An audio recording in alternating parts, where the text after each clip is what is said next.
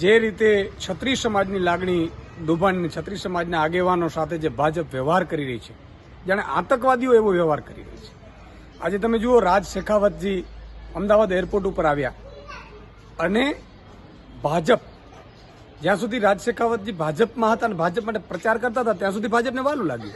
પણ જ્યારે એમણે એક સમાજ માટે, છત્રી સમાજની માતા દીકરીઓ ઉપર જ્યારે ટિપ્પણી થઈ ભાજપના નેતાઓ દ્વારા અને એમણે જ્યારે એમનો વિરોધ કર્યો ત્યારે એમની સાથે આતંકવાદી જેવો વ્યવહાર કરવાની જે ભાજપની પદ્ધતિ છે ખૂબ જ નિંદનીય છે.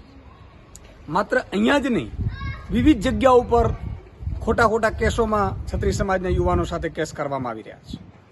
આ ક્યાંની તાનાશાહી છે? તમે વિચાર કરો, કોઈ માતા બેન દીકરીઓ ઉપર કોઈના ઘર ઉપર ટિપ્પણી કરે તો શું એ સમાજ, એ વ્યક્તિ, એ આગેવાન ચૂપ બેસશે અને તમે માફી માંગીને છટકી જવા માંગો છો?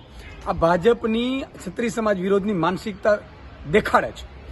તમે બે ઉમેદવારોનો જ્યારે વિરોધ કર્યો પાર્ટીમાં આગેવાનો, તો તમે બે ઉમેદવારો બદલી નાખ્યા. પણ જ્યારે છત્રી સમાજ એક ઉમેદવારનો વિરોધ કરે છે તો છત્રી સમાજની લાગણી તમને દેખાતી નથી. 15 કરોડ છત્રીઓ છે, છત્રી આગેવાનો છે અને એમના ઇતિહાસ તપાસજો. છત્રીયાણીઓ જ્યારે રાજપૂતો યુદ્ધમાં જતા હતા ને ત્યારે એવું કહેતો હતો એ માતાજીઓએ કે કા મરજે કા મારજે, પીઠનો દેખાડજે લગાડ. આ છત્રીયાણીઓ છે અને પાછે જોહાર કરતી હતી માતાજી.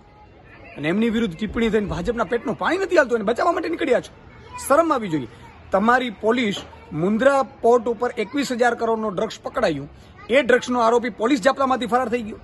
એ તો તમે રોકી નથી શક્યા, એ પકડી નથી શક્યા. એ ડ્રગ્સનો મુખ્ય આરોપી કોણ છે પકડી નથી શક્યા. અને તમે છત્રી સમાજના આગેવાનોને જે રીતે જાણે આતંકવાદીઓ એવી રીતે વ્યવહાર કરો છો, ખૂબ જ નિંદનીય છે. અને આનો બદલો તમને આ લોકસભાની ચૂંટણીમાં છત્રી સમાજની સર્વ ગુજરાતીઓ દેખાડશે. જય હિન્દ, જય ભારત.